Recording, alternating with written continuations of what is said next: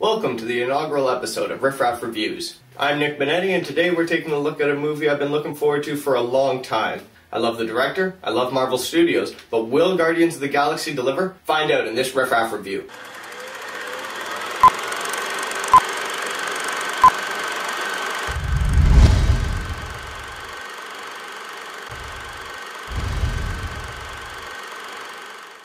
Guardians of the Galaxy is an action comedy, and in it we're introduced to Peter Quill, aka Star-Lord, played by Chris Pratt. While being taken off to space jail after apparently stealing some important space artifact, Star-Lord gets wrapped into a much larger story. He teams up with a band of misfits and they have to band together to stop an evil force from destroying the galaxy. I'd get more specific than that, but I don't want to get into spoiler territory.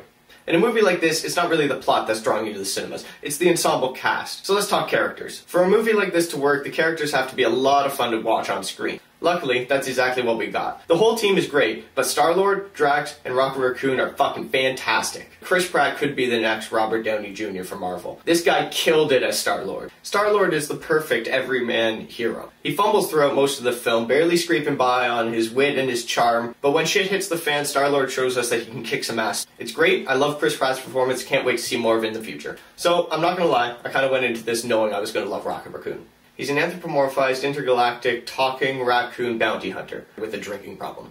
What's not to like?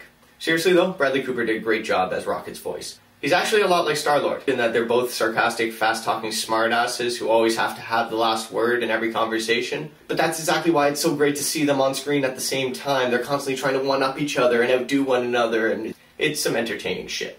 Drax was easily the biggest surprise of the movie for me. I went into this movie thinking he was just going to be some big, dumb, fucking idiot, and for the most part I was right, but there's a nice little hook to it. Drax's species only understand language in a literal context, so symbolism and metaphors go right over their head, they just don't understand it. It might not sound like much, but when you throw sarcastic Star-Lord and Rocket into the mix, it makes for plenty of hilarious scenes. Drax is played by newcomer Dave Bautista, professional wrestling superstar, the fake kind.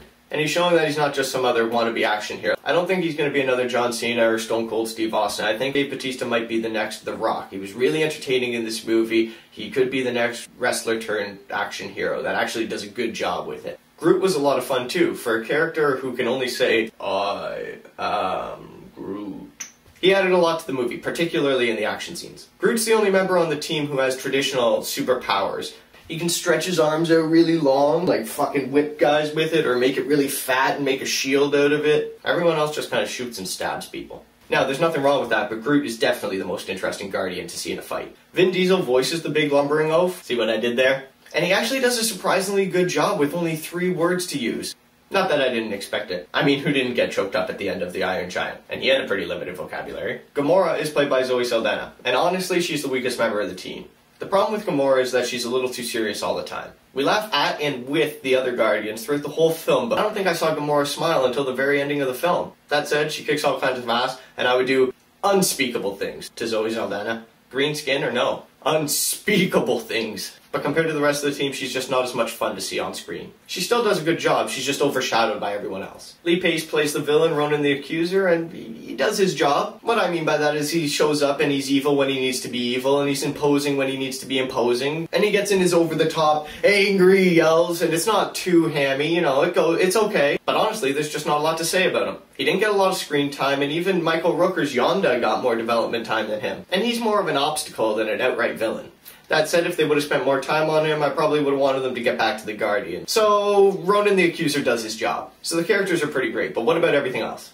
This is a science fiction movie taking place in outer space on all kinds of different planets, with all kinds of different species, so you're probably wondering how it looks. In a word, awesome. The CGI on Groot and Rocket are fantastic. They're not like Planet of the Apes level fantastic, but they generally sell you on the premise that these characters are in the room with the other characters. And holy fuck, the soundtrack is so good in this movie. Peter Quill is a human from Earth who got abducted in 1988. He was carrying his Walkman at the time, and he had a handful of mixtapes. So throughout the movie, we treated to some of the best classic rock and pop songs from the 80s. Actually, just 1 second. Remind me to make a Guardians of the Galaxy playlist.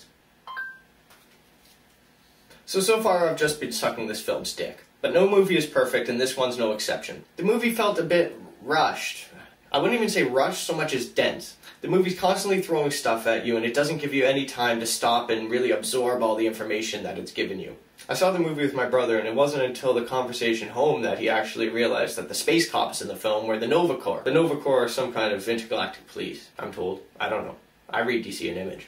Anyways, I don't even know if that's a complaint so much as just something I noticed. There's not a lot of downtime.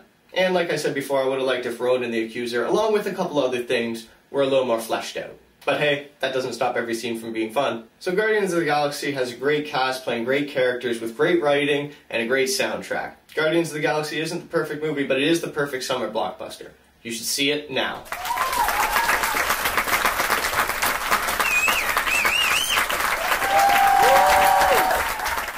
Hey everyone, thanks for watching the first episode of Riff Raff Reviews. If you like what you saw, be sure to like, comment, and subscribe. I'm going to have more videos coming for you in the coming weeks.